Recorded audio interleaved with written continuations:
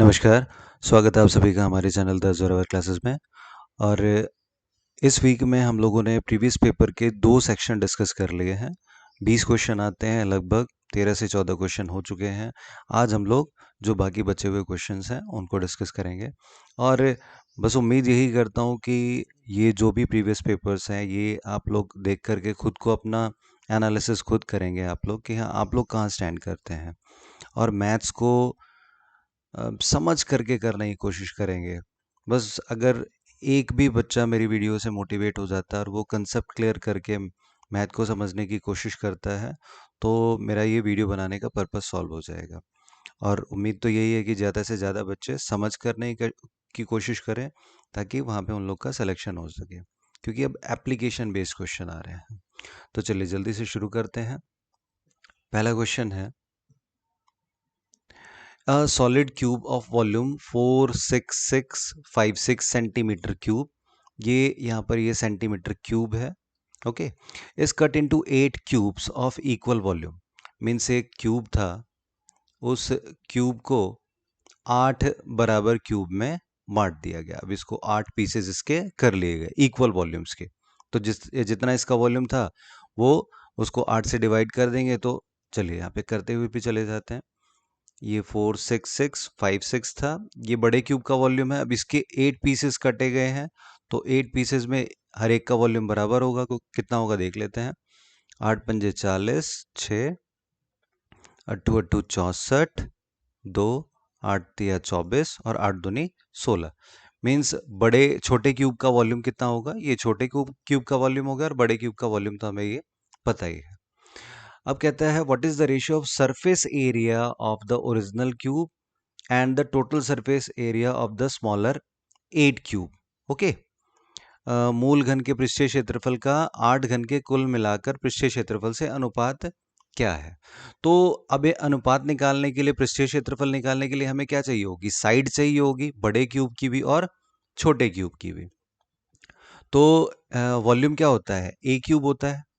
ए cube बराबर 46656 हो गया। तो ए बराबर क्या हो जाएगा, क्यूब रूट ऑफ 46656। ओके, अब देखिए जो एक चैप्टर इससे पहले हम लोग डिस्कस कर चुके हैं क्यूब रूट का, और उसमें मैंने आप लोगों को शॉर्ट ट्रिक बताई थी कि किस तरीके से आप लोग जल्दी से जल्दी निकाल सकते हैं। क्या होता है, पहले हमें 3 का पेयर बनाना होता है और बाकी जो बच जाते हैं उसका रिमेनिंग का पेयर बनाना होता है। यहाँ लास्ट में 6 है, लास्ट में 6 तभी आएगा जब 6 होगा, वो करा रखा होगा। आप अगर किसी बच्चे ने नहीं किया है तो वो वीडियो जा करके सर्च करके क्यूब एंड क्यूब रूट वाले वीडियो सर्च करके वो देख सकता है, वहां से ये ट्रिक पता लग जाएगी। तो लास्ट में 6 था तो यहाँ पे 6 आ गया। अब यहाँ पे 46 है तो 46 पाँच 2 का क्यूब 8, 3 का क्यूब 27 और 4 का क्यूब 64। तो 3 के क्यूब और 4 के क्यूब के ये बीच में आ रहा है 46। ओके, तो ये ज्यादा हो जा रहा है तो हमें इसलिए क्या लेना पड़ेगा, ये कम वाला लेना पड़ेगा। ये शॉर्ट ट्रिक थी, ये 36 हो गया। इसी तरीके से क्योंकि हमें छोटे क्यूब की भी निकालनी है तो हमें इस 5832 का भी क्या निकालना पड़ेगा, क्यूब रूट निकालना पड़ेगा। तो अगेन इसमें पहले 3 का पेयर और जो बाकी बच गया उसका एक पेयर। यहाँ पे लास्ट में 2 है, लास्ट में 2 तभी आएगा जब 8 होगा। ओके, ये 5, 1 का क्यूब 1, 2 का क्यूब 8। तो जैसे यहाँ पे 1 और इसके, तो यहाँ पे 1 का क्यूब और 2 के क्यूब के बीच में ये 5 आ रहा है, इसलिए हमें ये क्या लेना पड़ेगा, 1 लेना पड़ेगा। मीन्स 5832 का क्यूब रूट क्या हो गया, 18 हो गया, राइट। अब इसने कहा सरफेसेस एरिया, हमें रेशियो निकालना है सरफेस एरिया। तो रेशियो निकालने के लिए सरफेस एरिया क्या हो गया इसका, 6a²। ओके, और छोटे वाले का क्या हो गया, इसका भी 6a²। बट इसने क्या क्या, क्या रखा है यहाँ पे, total surface areas of the smaller 8 cubes. ये तो एक का आया, हमें किसका निकालना है, आठों का निकालना है। तो बस हम इसको सॉल्व कर देंगे। 18 दूनी 36, 6 से 6 कैंसिल, ये यहाँ पे हो जाएगा 18 दूनी 36। ओके, और ये 4 2 ज़ा 8 आ गया। तो यहाँ पे क्या आया, 1 2, मीन्स हमारा जो रेशियो आ गया वो 1:2। Option number A would be correct. अगला प्रश्न है, कह रहा Raman sold an article at 8% gain, 8% लाभ पर बेचा, 150 ज्यादा में बेचता तो गेन परसेंट कितना हो जाता, 14% हो जाता उसका गेन। पहले 8% प्रॉफिट था, अब 14% प्रॉफिट है।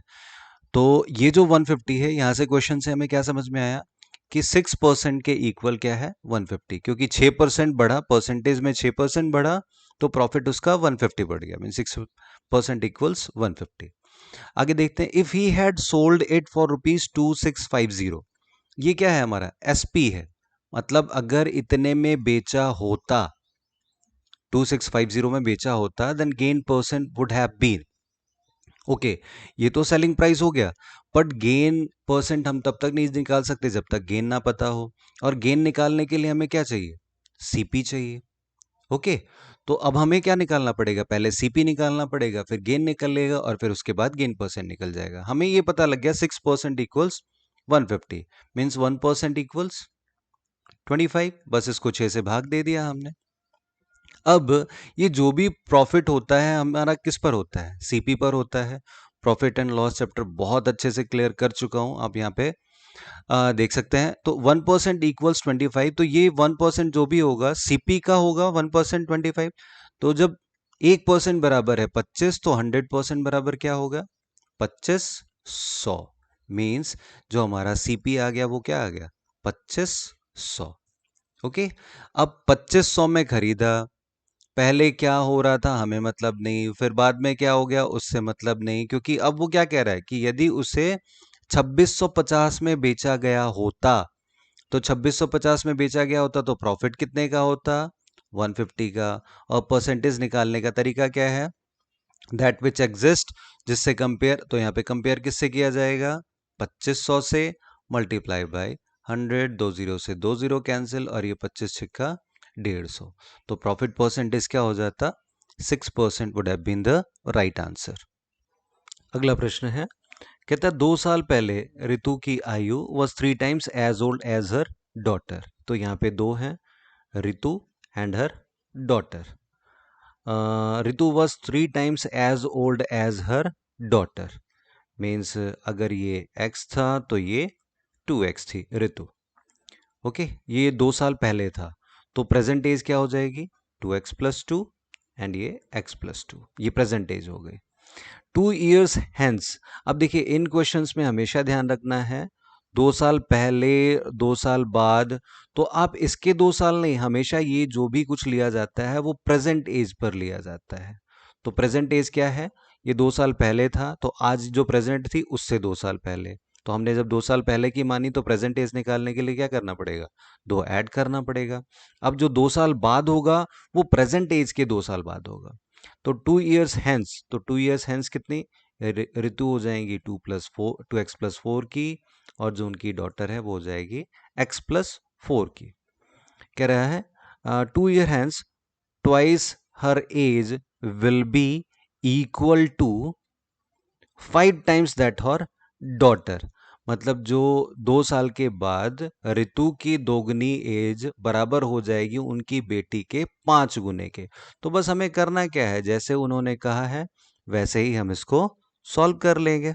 ये 2 गुना और ये 5 गुना, अब इसको सॉल्व कर लेंगे, ये हो जाएगा यहाँ पे, ये क्योंकि इक्वल हो गया 5x+20, और ये 2 2 4, ओके 3, ओके ओके, एक गलती कर दी है, आप इसको थोड़ा सुधार लेंगे, यहाँ पे 3 टाइम्स क्या रखा था, मैंने इसको 2 टाइम ले लिया था, तो हम इसको 3 टाइम कर लेते हैं। ओके, ये हो गया 3 टाइम, बाकी इक्वेशन सेम रही, जो उसने इक्वल कहा था हमने इक्वल कर दिया।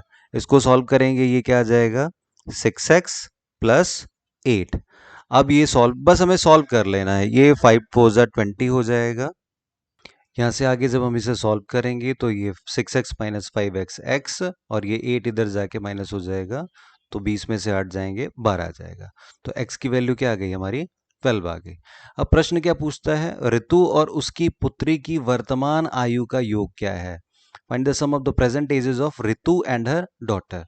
तो प्रेजेंट एज क्या है, ऋतु की डॉटर की x+2, मीन्स ये हो गई 14, 3x+2 ये ऋतु की है, तो 3x 12 3 36 और 2 38, इन दोनों का टोटल करना है, 38 4 42 और 10 52, means 52 will be the required answer. अगला प्रश्न कहता है if 20% of 50% of x, if 20% of 50% of x, तो 20% हमें पता है क्या होता है 1/5, 20% of means multiply 50%, 50% 1/2 of x is twice the value of, ये बराबर है किसके, twice the value of 50% of 25%, 25% means 1/4 of y, means ये कोई x है और ये कोई y है, ये बराबर है y के इस दोगुने के, ओके, दोगुने के बराबर है, ये 2 टाइम्स के बराबर है। तो हम यहां से पहले एक बार सॉल्व करके देख लेते हैं। 1/2 ये इधर जाएगा, ये तो डायरेक्ट एज इट इज हमारा, या फिर ये इसको भी देख सकते हैं, ये जब इसको सॉल्व किया 2 से 2 कैंसिल, ये यहाँ पे हम कह सकते हैं ये आ गया क्या, x/10 is equal to y/4, right. अगर x/y, जब इस y को इधर लेकर के आ गए, x/y बराबर क्या आ गया 10/4, मीन्स ये आ गया 2 5 ज़ा 10, 2 2 ज़ा 4, मीन्स अगर x 5 है तो y कितना है 2 है। अब इसमें पूछा क्या है, तो x y से कितने प्रतिशत अधिक या कम है, x y से अधिक, तो यहां पे हमें दिखाई दे रहा है अधिक है, कितना अधिक है 3 अधिक है, किससे, y से, y मीन्स 2, मल्टी परसेंटेज निकालने के लिए हमें क्या करना है 100, तो ये 50, 53 ज़ा 150, तो 150% more will be the required answer. ये अगला प्रश्न है, इसमें कहता है इन ट्रायंगल ए बी सी, तो हम सबसे पहले क्या करेंगे, ट्रायंगल को ड्रॉ करेंगे, A B C, A B C, A B C, angle C is 60 degree, ये हमारा 60 का हो गया, ओके। ए 75 डिग्री, ये 75 का हो गया। AD perpendicular BC, AD perpendicular है बीसी पे, परपेंडिकुलर मीन्स क्या होता है 90 डिग्री का एंगल बनाता है, मीन्स ये हमारा ये हो गया AD, where D is a point on BC, D is a point on BC. BE perpendicular AC, BE perpendicular है एसी पर, ये एसी हो गया, ओके, ये BE perpendicular on AC at E, where E is a point on AC, where E is a point on AC. AD and BE intersect each other at H. अब ये जो point है ये intersect each other at H करते हैं। अब बहुत सारी प्रॉपर्टी आप लोगों ने 10th क्लास में पढ़ी भी होगी, जब इस तरीके से आते हैं जो 90 डिग्री का एंगल बनाते हैं, तो ये 2:1 में डिवाइड होता है, ये इन सेंटर होता है। ये सारी प्रॉपर्टीज अगर आप लोगों ने नहीं पढ़ी है तो एक बार जाकर रिवाइज जरूर कर लेंगे, क्योंकि 10th तक का ही इसमें आता है, वो चीज़ें आपको बेसिक क्लियर होनी चाहिए। एटलीस्ट ज्योमेट्री के लिए तो वो सारी, जितना आप लोग वो एनसीईआरटी के बुक्स के क्वेश्चंस करेंगे उतना ज़्यादा अच्छा रहेगा। Anyways, AD and BE intersect each other at H. What is the measure of CHD? Okay, CHD means हमें ये निकालना है, ये हो गया हमारा CHD, मीन्स हमें इस एंगल की माप निकालनी है। अब देख सकते हैं ये परपेंडिकुलर था, ये परपेंडिकुलर था, वैसे तो इधर ये भी चला जाएगा। अब इसने ये दिया हुआ है CHD, एक करेक्शन और कर लेंगे इसमें, यहाँ पे मैंने B 60 डिग्री लिख दिया, जबकि दिया कितना हुआ है 60 डिग्री, C दिया हुआ है, तो ये हो जाएगा हमारा ये 60 डिग्री, ओके। अब ये जो लाइन गई ये इसको बाइसेक्ट करेगी, ये यहाँ पे 90 डिग्री था, अगर मैं इसको छोटे में ऐसे बनाऊं तो ये वाला पॉइंट हो जाएगा, ओके, ये C, ये हो जाएगा H और ये हो गया हमारा D।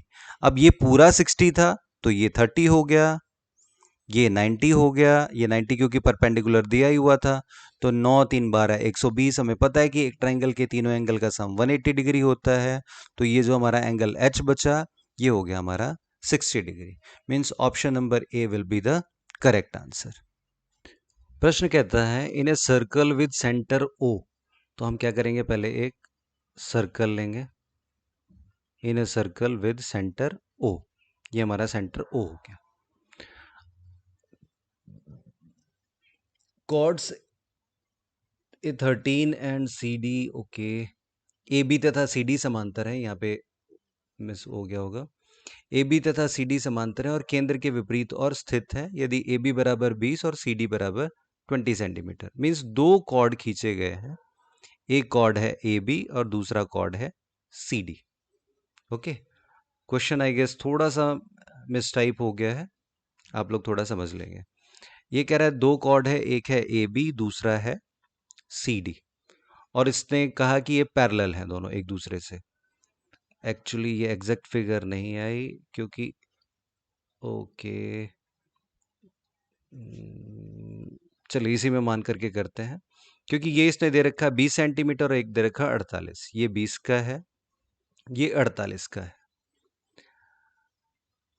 जीवा के बीच की दूरी 34 सेंटीमीटर है और इनके जो बीच की जो दूरी है ये कितनी है, ये टोटल 34 सेंटीमीटर है। ठीक है, तो वृत्त का व्यास कितना है, हमें डायमीटर निकालना है। तो डायमीटर वो होता है जो बिल्कुल सेंटर से होकर के जाए और सर्कल को दोनों तरफ से टच करे, वो डायमीटर होता है।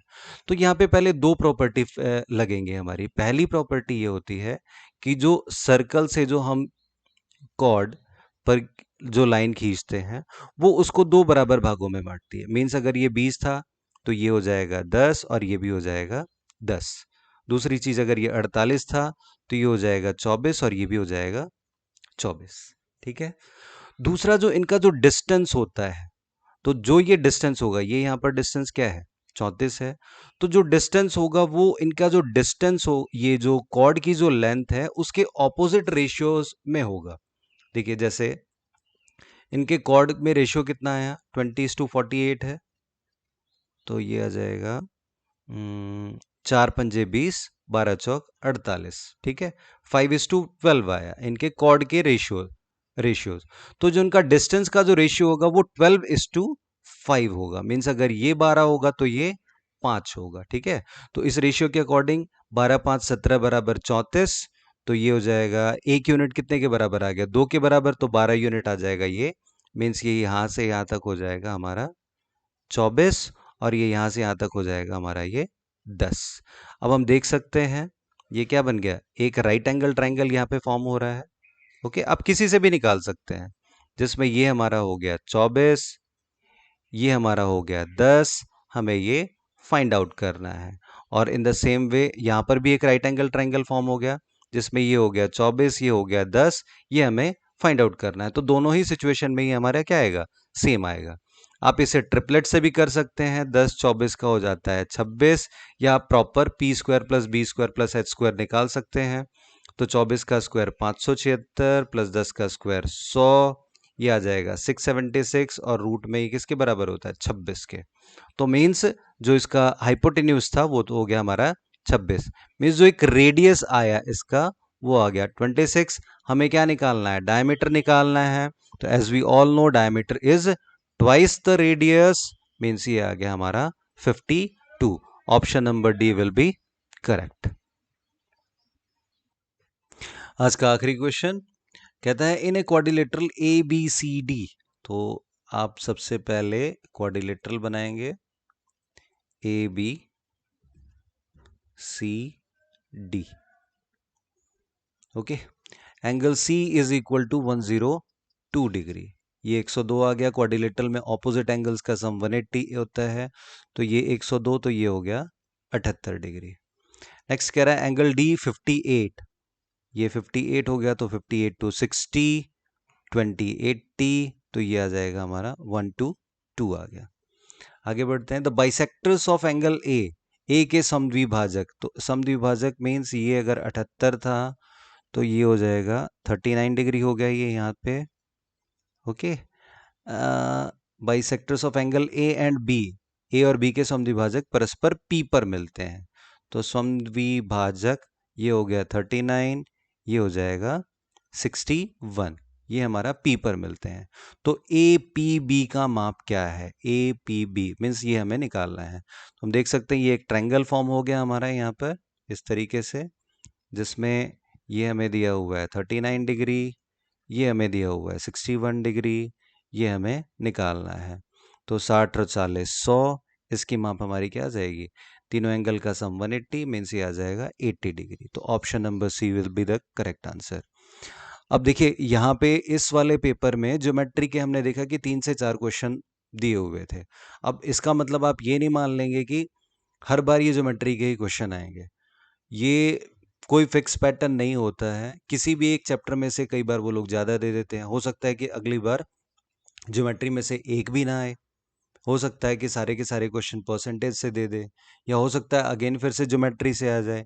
तो हमें किसी एक पे नहीं बल्कि सारे जितने भी चैप्टर्स दिए गए हैं सबको हमने इक्वल वेटेज दे करके इक्वल तैयारी करनी है, ताकि कहीं से भी आ जाए पूरी फुली प्रिपेयर्ड रहना है हमें, ताकि हम उसका सॉल्यूशन कर पाए। Thank you for today. और ये पेपर चेक करके अपने मार्क्स आप लोग देख लेना कि कितने आ रहे हैं, और वो कमेंट बॉक्स में भी शेयर करना आप लोग। अगर आप लोग सारे अगर कोई शॉर्ट ट्रिक से भी कर सकता है इनको, वो भी ज़रूर शेयर करें। Thank you.